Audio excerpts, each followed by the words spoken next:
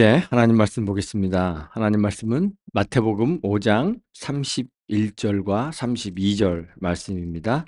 마태복음 5장 31절과 32절 말씀입니다.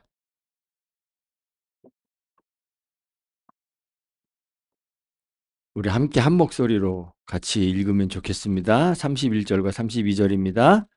또 일러스되 누구든지 아내를 버리려거든 이혼 증서를 줄 것이라 하였으나 나는 너희에게 이르노니 누구든지 음행한 이유 없이 아내를 버리면 이는 그로 간음하게 하며 또 누구든지 버림받은 여자에게 장가드는 자도 간음함이니라. 아멘.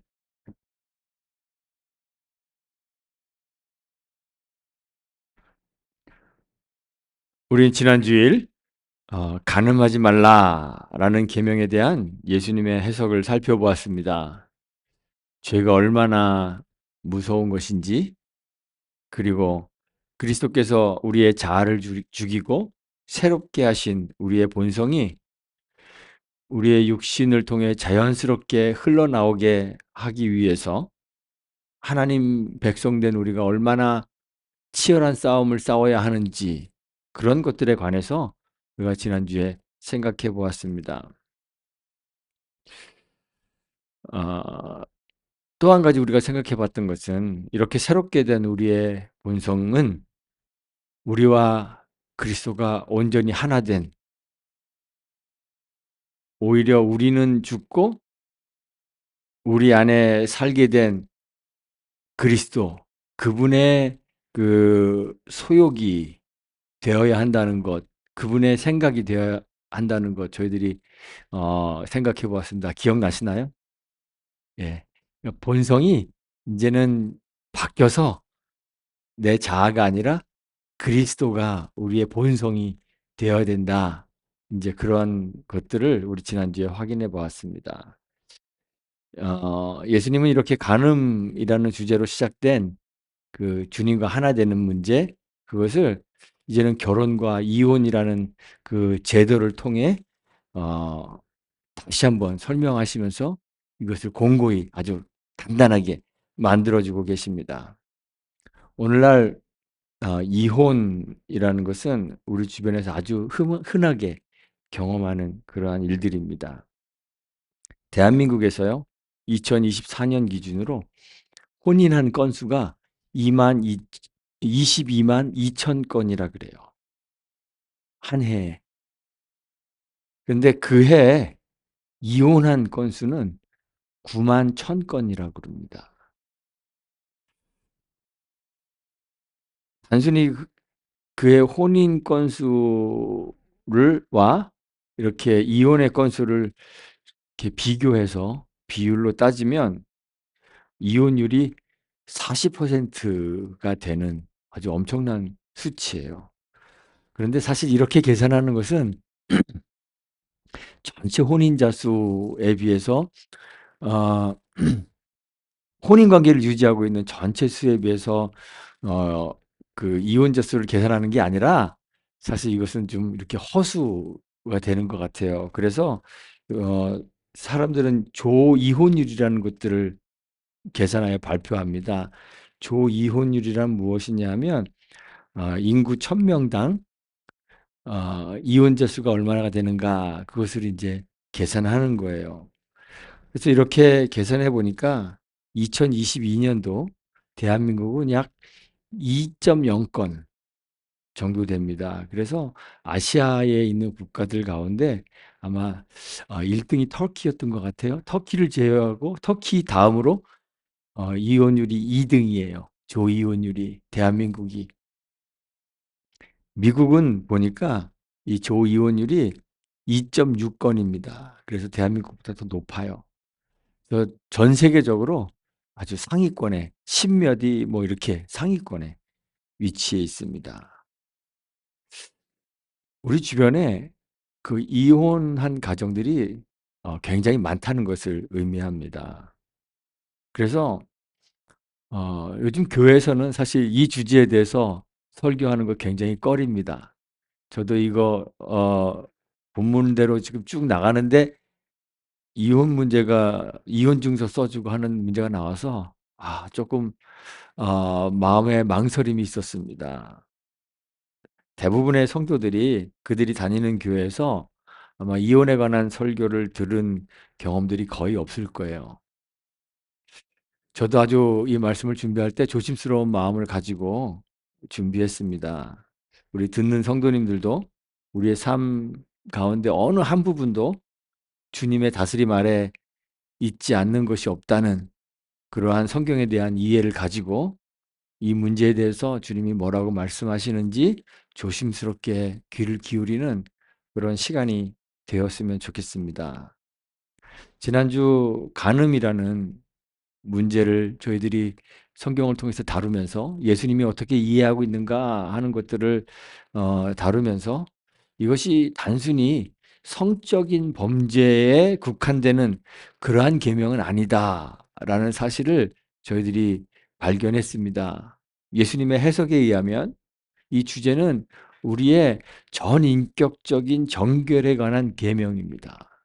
그러니까 우리의 그 마음이라고 표현된 우리의 전 인격이 얼마나 정결해야 되는지 그 부분에 대해서 주님이 말씀하시는 것으로 이해했습니다. 그래서 우리의 눈도 손도 이런 육체의 정결이 굉장히 중요하지만 그러기 위해서는 우선적으로 우리의 마음, 우리의 전 인격이 정결해져야 한다. 그런 말씀으로 저희들이 이해를 했죠. 다 그렇게 이해하셨죠? 지난주 설교 들으면서. 예, 그 기억이 잘 안 나시는 분은 유튜브에 설교가 올라가 있으니까 다시 한번 들어보세요. 우리의 마음의 정결에 대해서 얘기했습니다. 그런데 우리의 마음이 정결해지는 것은 우리 스스로 할 수가 없어요. 왜냐하면 우리는 전에 뭐였어요? 예, 죄인일 뿐만 아니라 그래서 죄의 싹은 사망이잖아요. 그래서 우리는 죽었었습니다. 우리는 시체였습니다. 그래서 우리가 스스로 우리의 마음을 정결하게 할 수가 없어요. 어떻게 가능해집니까? 정결하게 하는 게 예수 그리스도가 우리 안으로 들어오시는 거예요. 그래서 우리의 그 옛자 죽이고 주님이 우리 대신 우리 안에 사시는 거죠. 예수님이 우리의 정체, 아이덴티티가 되셔야 돼요. 예수님이 우리의 존재, existence가 되셔야 되는 거예요. 그래야만 우리가 마음의 정결함을 가질 수 있고 그 마음의 정결함이 우리의 손과 발, 우리의 눈을 통해서 표현될 수 있다고 그렇게 이야기했습니다. 우리는 간음에 관한 문제를 다루면서 성적인 범죄에 대한 문제를 다룬 것이 아니라 하나님이 우리를 거룩하다 칭해 주시는 하나님의 칭의, 그리고 우리가 칭의 받은, 의롭다 칭함을 받은 우리가 우리의 육체를 쳐서 복종케 하는 그 날마다 죽는 그 성화의 과정으로 이어가는 그러한 칭의와 성화에 대해서 이야기한 거예요. 제가 지난주에 칭의, 성화 이런 신학적 용어를 사용하지는 않았지만 지난주에 우리가 간음의 문제를 다루면서 칭의와 성화의 문제를 저희들이 다 다룬 것이에요. 이혼도 그렇습니다. 단순히 같이 살던 두 남녀가 별거를 하거나 헤어지는 것에 관한 그런 이야기가 아닙니다. 이 계명에 대해서도 우리가 성경을 보면 주님이 먼저 유대인들의 계명에 대한 인식, 이해를 언급하시고 그리고 그 뒤에 예수님의 새로운 해석이 무엇인지 말씀해 주십니다. 유대인의 계명에는 이렇게 되어 있습니다. 누구든지 아내를 버리려거든 이혼 증서를 줄 것이라 이렇게 기록되어 있습니다. 어디에 나오는 말씀일까요? 우리 지난주에 성경 읽기 하다가 나왔잖아요. 그렇죠? 예, 성경 읽기 본문 가운데 하나였어요. 신명기 24장 1절에 기록되어 있습니다. 사람이 아내를 맞이하여 데려온 후에 그에게 수치되는 일이 있음을 발견하고 그를 기뻐하지 아니하면 이혼 증서를 써서 그의 손에 주고 그를 자기 집에서 내보낼 것이다. 이렇게 명령하고 있습니다. 신명기 24장 1절에 기록되어 있습니다. 여기에는 이혼의 사유가 기록되어 있습니다. 그에게 수치스러운 일이 있음을 발견하고 그를 기뻐하지 않는 것. 그리고 그 절차가 기록되어 있습니다. 이혼 증서를 써서 그의 손에 주고 자기 집으로 내보내는 것. 유대인들은 이혼 사유에 대해 아주 관심이 많았습니다. 그래서 이 수치되는 일이 뭔가 그거를 알아내야 했습니다. 우리나라도요, 옛날에 조선시대에 칠거지약이라는 게 있었습니다. 아시나요? 7가지 악입니다. 남편이 아내를 쫓아낼 수 있는 7가지의 악을 칠거지약이라 그래요. 불순 부모친 또는 불순 종친 그렇게 합니다. 시부모에게 순종하지 않는 거. 두 번째는 무자, 가문의 대를 이을 아들을 낳지 못하는 거. 세 번째는 음입니다. 음탕한 행실을 하는 거. 네 번째는 질투입니다. 남자가 다른 처첩을 가질 수 없도록 막 질투하는 거. 안 됩니다. 쫓겨날 일입니다. 악질이라고 있습니다. 이거는 뭐, 아유, 저 여자 순악질이야. 그게 아니고 나쁜 병에 걸리는 거. 악질이라 그랬습니다.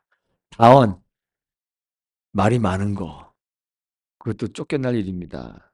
그리고 마지막으로 도절, 도둑질하는 거. 이 7가지가 칠거지약입니다. 그래서 이 7가지가 발견되면 남편이 아내를 쫓아낼 수 있습니다. 유대인들도 그랬습니다. 이 계명을 지켜야 되잖아요. 어떤 수치스러운 일이 발견되거든 이혼 증서를 써서 내보내야 되잖아요. 그러면 이 수치되는 일이 무엇인가? 이걸 정해야 했습니다.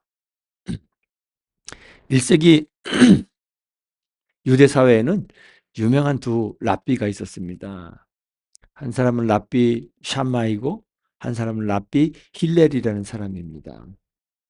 이 두 사람이 그러니까 어떻게 보면 학파가 되겠죠. 두 학파가 이제 수치되는 일이 무엇인가에 대한 그 이론을 내놓았습니다. 랍비 샴마이는 수치되는 일이란 음행을 말한다 그랬습니다. 그래서 이혼의 사유는 음행 외에는 없다 이렇게 이야기했어요. 그런데 그에 반해서 랍비 힐렐은 이 수치스러운 일을 좀 더 자유롭고 넓게 해석했습니다. 그래서 그는 음행뿐만 아니라 아주 어떤 사소한 일들도 이 수치스러운 일이 될 수 있다 그랬습니다. 예를 들면 식사를 준비하다가 음식을 태우면 수치스러운 일입니다. 가끔 뭐 요즘엔 전기밥솥이 다 하니까 뭐 3층 밥 만드실 일은 없을 텐데 옛날에는 막 저희 엄마도 보면 맨날 밥 태우고 그랬던 것 같아요. 밥 태우면 쫓겨난다는 거예요. 음식을 너무 짜게 하는 거, 소금을 너무 많이 넣어도 수치스러운 일입니다. 남편에게 나쁜 평판을 듣게 하는 거, 그러니까 행실이 좀 방정맞아서 남편에게 나쁜 평판을 듣게 만드는 거, 그것도 안 됩니다. 남편이 말할 때 대화의 순서를 기다리지 못하고 말 끊고 끼어드는 거, 안 됩니다. 이 다 이혼 사유가 된다고 했습니다. 랍비 아키바라는 사람은요, 심지어는 이렇게 얘기했습니다. 어떤 남자가 자기 아내보다 더 아름다운 여성을 발견하게 되면 아내와 이혼하고 그 아름다운 여성과 결혼해도 좋다. 이렇게 얘기했습니다. 그러니까 이혼 사유가 이건 뭐예요? 좀 덜 아름다운 거죠. 네. 유대인들은 누구의 해석을 더 선호했겠습니까? 음행만이 이혼 사유라고 했던 샤마이를 선호했겠습니까? 아니면 힐례를 더 선호했겠습니까? 샴마이를 선호했으면 참 좋겠죠. 예, 사실 음행은 이혼 사유가 아니라 성경에서 보면 사형의 사유입니다. 결혼한 여성의 처녀성을 남편이 의심하게 되잖아요. 그러면 신명기 22장 20절에 그랬습니다. 그 일이 참되어, 그러니까 그 의심이 정말 참되어서 그 처녀에게서 처녀의 표적이 없거든 그 처녀를 그의 아버지 집 문에서 끌어내고 그 성읍 사람들이 그를 돌로 쳐 죽일지니라 그랬습니다. 어떤 남자가 유부녀와 동침을 한 것이 밝혀졌어요. 그러면 신명기 22장 22절에서 그럽니다. 그 동침한 남자와 그 여자를 둘 다 죽이라 그랬습니다. 어떤 처녀인 여자가 남자와 약혼했어요. 그런데 그 약혼한 남자가 아닌 다른 어떤 남자가 그를 성 안에서 만나서 그 다른 남자와 약혼한 여인과 동침했어요. 그러면 어떻게 해야 되느냐? 신명기 22장 24절에 너희는 그들을 둘 다 성읍문으로 끌어내고 그들을 돌로 쳐 죽이라 그랬습니다. 음행은 이혼의 증거가 아니라 이혼의 사유가 아니라 돌로 쳐 죽여야 되는 일이었습니다. 그러니까 유대인들은 누구의 해석을 더 선호했겠어요? 당연히 힐렐의 해석을 더 선호했겠죠. 이 모든 경우에 있어서 이혼의 주체는 누구예요? 남편입니다. 남자입니다. 여인은 이혼을 주장할 권리가 없어요. 남편으로서는 이 계명 지키는 게 어려울까요? 아주 쉬울까요? 절대 어렵지 않습니다. 그냥 건수 잡아서 이혼 증서만 써주면 되는 겁니다. 아유, 왜 이렇게 안 이뻐? 옆집 처녀가 훨씬 이쁘네. 그러면 그냥 이혼 증서 써서 보내면 되는 거잖아요. 그런데 예수님의 해석은 이것과는 완전히 다릅니다. 그저 잘 헤어지고 법적으로 깔끔하게 이혼 증서에 도장 딱 찍어주는 그런 절차를 좀 지켜라. 그런 계명이 아닙니다. 우리 지금 사회에도 이혼에 대한 그런 규칙이나 법들이 있잖아요. 그렇죠? 그래서 그 규칙에 착착착착 따라서 이혼을 하게 되는 거죠. 근데 이 계명은 이렇게 법적 절차를 지키라는 그런 계명이 아닙니다. 결혼은 하나됨을 지키는 것입니다. 예수님은 그랬습니다. 음행한 이유 없이 아내를 버리면 이는 그로 간음하게 함이다 그랬습니다. 예수님에게 아내를 버릴 수 있는 유일한 사유가 있어요. 그 사유는 뭐예요? 음행이에요. 그런데 음행은 곧 뭐예요? 죽음이잖아요. 그렇죠? 음행은 곧 죽음이기 때문에 사실 혼인 관계를 끝낼 수 있는 유일한 방법이 뭐예요? 죽음. 죽음 외에는 혼인의 관계를 끊을 수 있는 길이 없다고 주님이 지금 말씀하시는 거예요. 지금도 여러분들 혼인할 때 목사가 주례를 하게 되면 서약을 한 후에 끝에 공포를 하게 됩니다. 주례자가. 어떻게 공포하나요? 하나님이 짝지어 주신 것을 사람이 나누지 못할지니라 하고 이렇게 공포합니다. 하나님이 만드신 결혼 제도에 이혼이라는 옵션은 있다는 말이에요? 없다는 말이에요? 사실 없습니다. 부부의 원리가 한 몸이 되는 것입니다. 신명기 14장 1절에 보면 이혼 증서를 써주고 집으로 보내면 그 2절에 그 여자는 이제 다른 사람의 아내가 될 것이다 그랬어요. 다시 결혼할 수 있게 되는 거예요. 그런데 예수님이 이 계명에 대해서 마태복음 19장 8절에 뭐라고 말씀하시냐면 모세가 이혼 증서를 써주라 한 것은 사람들 마음의 완악함 때문에 아내 버림을 허락한 것이다. 그렇게 말씀하셨어요. 예수님은 이혼을 인정하시는 것이 아닙니다. 신명기 14장 1절에 계명을 주신 것은 수치되는 일이 정당한 사유이기 때문에, 이혼의 정당한 사유이기 때문에 주신 것이 아니라 사람들의 마음이 너무 완악하기 때문에 그 계명을 주셨다는 거예요. 당시에 사람들이 아내를 쫓아냈던, 그러니까 이혼했던 이유를 우리가 앞에서 얘기했잖아요. 보세요. 밥 좀 태운다고 그냥 쫓아내요. 이혼해요. 이혼 증서 써줘요. 말 좀 끼어들었다고 이혼 증서 써줘요. 다른 여인보다 덜 아름답다고 아내를 버리는 거예요. 이혼 증서를 써주는 거예요. 이런 일들이 심심치 않게 일어났습니다. 과거 성경의 시대에는 여자들이 인격적 대우를 받지 못했습니다. 그저 여성들은 남성의 소유물로 취급되었어요. 이스라엘만 그런 것이 아니라 그 당시에 근동아시아 모든 민족들 가운데 거의 대부분의 민족들이 그렇습니다. 여성은 남성의 소유물이었습니다. 결혼 전에는 누구의 소유물이에요? 부친, 아버지의 소유물입니다. 결혼하게 되면 남편의 소유물이 되는 거예요. 이스라엘의 땅을 분배받을 때에도 가문, 가족별로 땅을 분배해 주는데 분배받은 사람들은 다 누구예요? 남자예요. 그 분배받은 기업을 자녀들에게 물려줄 때에도 여자에게는 지분이 없습니다. 남자가 가정의 머리 되는 것은 성경적인 거예요. 그리스도와 교회의 관계를 보여주는 신학적인 의미가 있는 거예요. 그런데 그런 것들을 다 무시하고 사람들은 그것을 그저 권리와 권한으로만 이해했습니다. 그래서 남자들이 모든 권리와 권한을 독점해 버렸습니다. 여자들이 남편에게서 쫓겨나면 기업이 있어요, 없어요?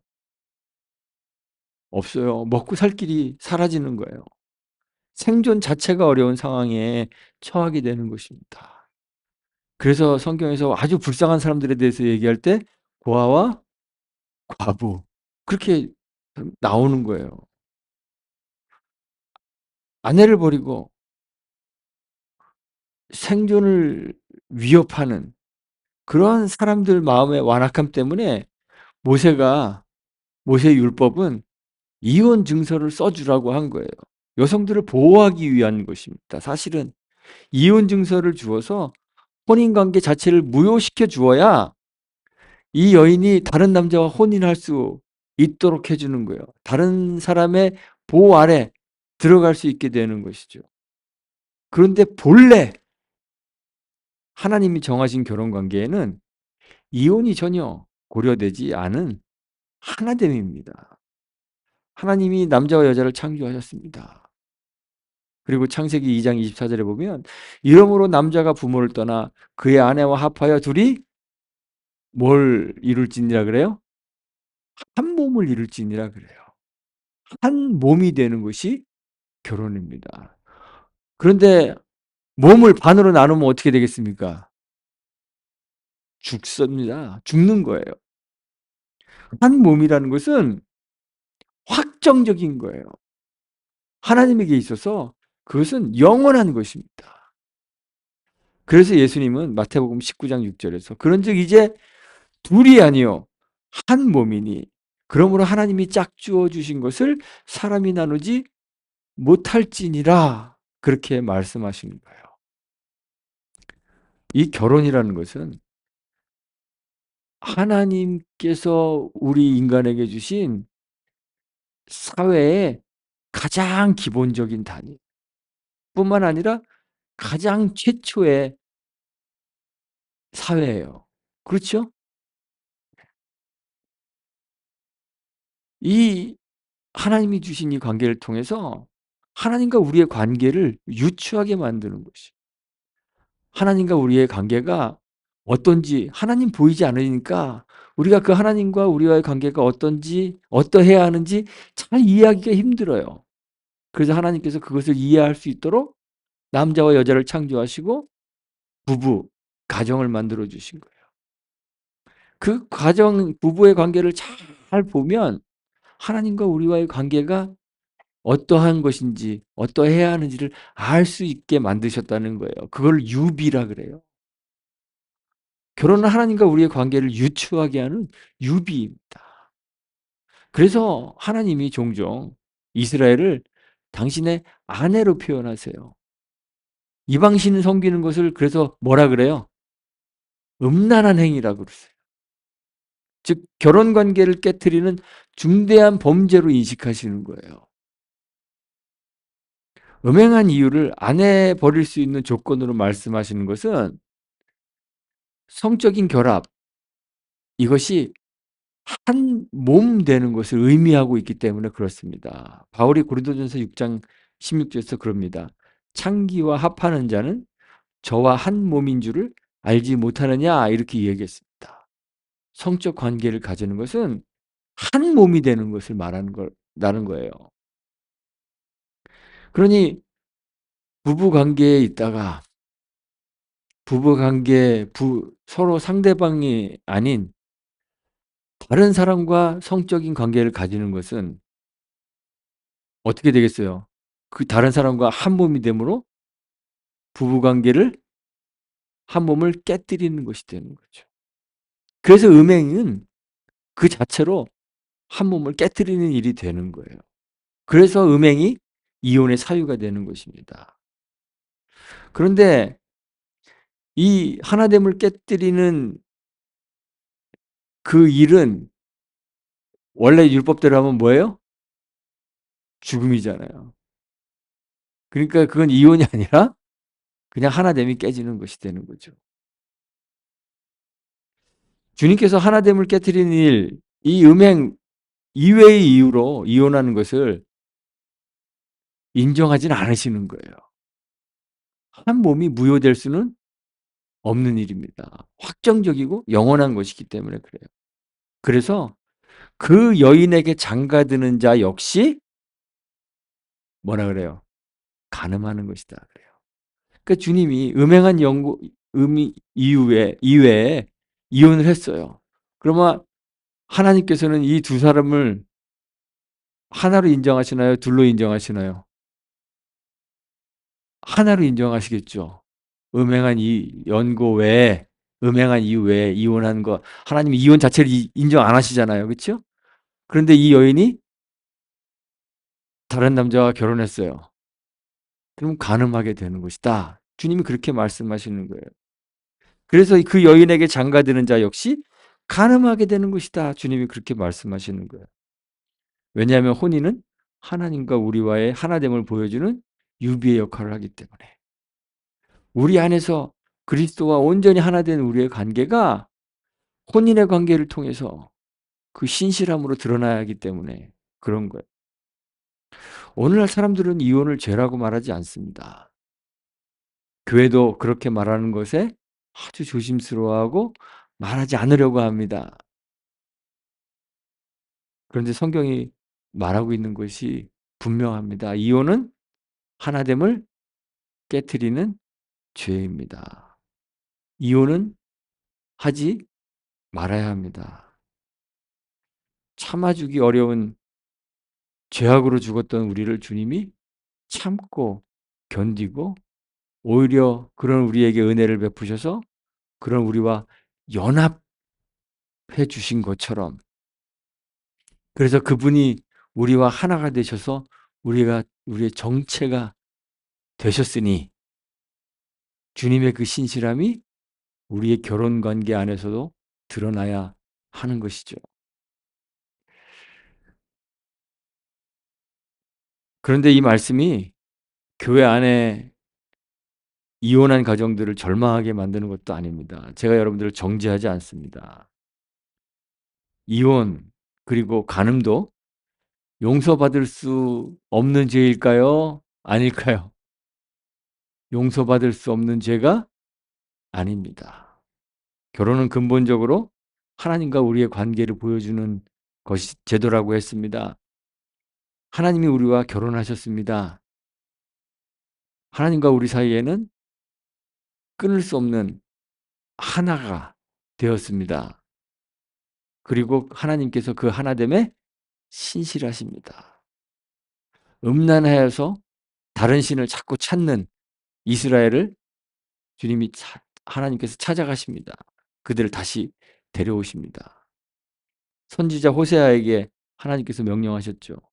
음란한 여인과 혼인하라고 했습니다. 혼인한 후에도 음행을 거듭하는 이 여인을 하나님은 호세아에게 말씀하십니다. 다시 가서 찾아오라고. 찾아와서 아내로 사랑하라고 하셨습니다. 예수님 앞에 잡혀왔던 음행의 현장에서 체포된 여인이 있었습니다. 그 여인에게 주님이 말씀하셨죠. 나도 너를 정죄하지 않겠다. 다만 그 여인에게 하신 말씀이 있습니다. 요한복음 8장 11절에 가서 다시는 죄를 범하지 말아라 말씀하셨습니다. 지금의 우리 상태가 어떠하든지 이제 우리는 에베소서 4장 3절에서 바울이 말하고 있는 것처럼 성령이 하나 되게 하신 것을 힘써 지키면 되는 것입니다. 에베소서 4장 2절에서 그랬습니다. 모든 겸손과 온유로 하고 오래 참음으로 사랑 가운데서 서로 용납하라고 했습니다. 성격도 다르고 지향하는 것도 다르고 좋아하고 싫어하는 것도 다 다르고 정말 참아주기 어려운 사람들이 있지만 그보다 더 죄로 썩어 냄새나는 시체인 우리들을 오래 참음으로 사랑 가운데서 용납하신 그리스도가 우리와 혼인관계를 유지하고 계신다는 사실을 우리가 기억하는 거예요. 그리고 그분의 그 인격으로 우리의 인격이 변화되었으므로 우리도 주의 사랑으로 참을 수 없는 것들을 참고 견디며 용납하며 하나됨을 힘써 지키면 되는 것입니다. 주께서 이 하나됨의 신비를 부부에 관해서 말씀하셨지만 사실은 이 부부라는 것은 모든 사회의 관계를 대표하는 제가 지난주인가요? 환유법에 대해서 얘기했잖아요. 그렇죠?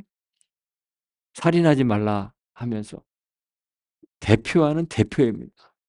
그러니까 지금 이 말씀은 단지 부부간의 이혼만을 말씀하시는 것이 아니라 사회 모든 관계 속에서 하나님 나라의 백성으로 우리가 어떻게 하나됨을 지킬 것인가 하는 것이죠. 가정에서, 교회에서, 그리고 하나님 나라의 백성 간에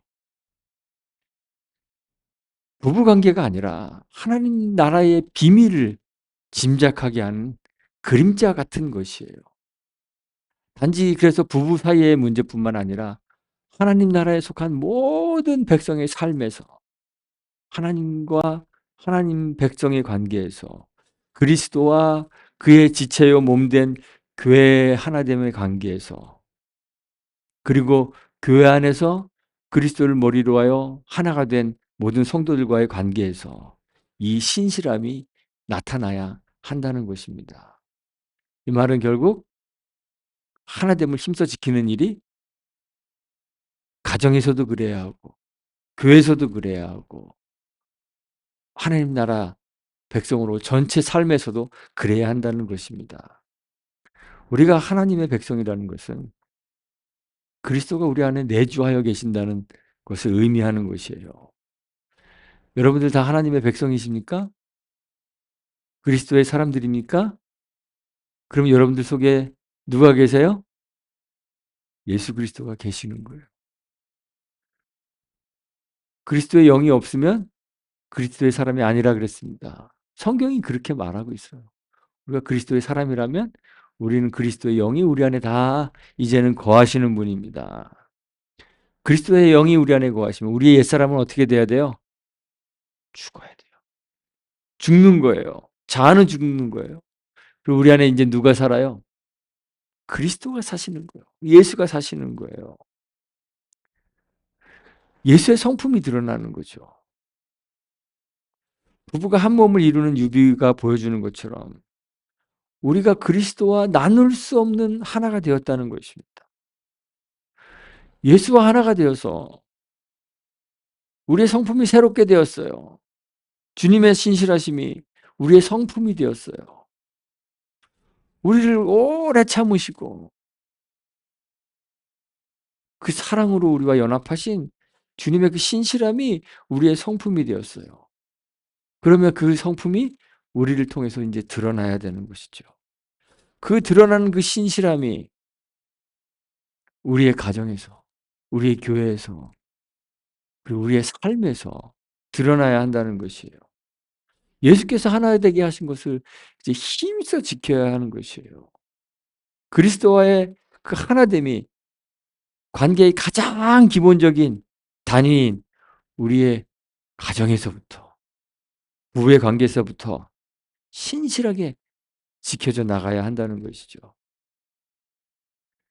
우리 안에서 시작된 우리의 신랑 되시는 그리스도의 신실함을 우리 그냥 속에서만 갖고 있는 것이 아니라 우리의 삶으로 표현되어 질 수 있도록 우리의 가정에서 우리와 관계하는 모든 사람들과의 관계에서 교회 공동체 안에서 힘써 지켜나가야 한다는 것을 주님이 지금 말씀하시는 거예요.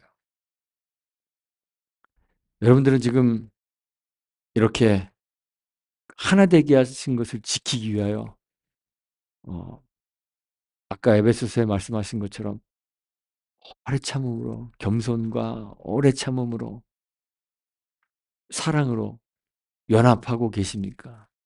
옆에 있는 분들 참아주고 계십니까? 인내하고 계십니까? 하나님 나라의 특징은 그것입니다. 하나 되는 것입니다. 나눌 수 없는 하나 되는 것입니다. 이 하나됨이 우리 교회 안에 있었으면 좋겠습니다. 여러분들의 가정에서, 여러분들이 삶을 살아가고 있는 삶의 자리에서, 그리고 우리의 교회 공동체 안에서 이 하나됨을 여러분들이 힘써 지킬 수 있으면 좋겠어요. 힘써 지킨다는 것은 이 일이 쉽다는 거예요? 쉽지 않다는 거예요? 쉽지 않아요. 부부 사이가 하나로 오래 지속하는 것이 힘든 것처럼 어느 관계에서도 참고 인내하는 것이 쉽지 않습니다. 쉽지 않은 것을 주님이 어떻게 하는지 보여주셨기 때문에 우리도 그렇게 하는 것이죠. 이 하나됨이 오늘 말씀의 제목이 나눌 수 없는 하나됨입니다. 이 하나됨이 우리 교회 안에도 풍성히 넘쳤으면 좋겠습니다. 여러분들의 가정에서 그리고 우리 교회 공동체 안에서 이 하나됨을 힘써 지키는 저와 여러분들이 되시기를 주님의 이름으로 축원하고 부탁드리겠습니다. 이렇게 기도하겠습니다. 하나님 감사합니다. 신부인 교회를 사랑하셔서 영원히 그 신실하심을 보여주시고 우리가 실수하고 범죄할 때에도 우리를 버리지 않으시며 변함없는 사랑으로 감싸주시니 감사합니다. 주님의 그 신실하심이 우리의 인격과 정체가 되어 우리도 우리의 삶에서 신실함을 보일 수 있도록 힘 주옵소서. 우리의 부부의 관계에서 그리고 가정에서 우리의 삶의 자리에서 교회에서 겸손과 온유와 오래 참음과 사랑 가운데서 서로 용납하며 평안에 매는 줄로 성령이 하나 되게 하신 것을 힘써 지킴으로 우리 안에 그리스도께서 사심을 우리가 세상에 속한 자가 아닌 하나님 나라에 속한 백성임을 확인하고 증거할 수 있도록 도와주옵소서. 감사합니다. 예수님의 이름으로 기도합니다. 아멘.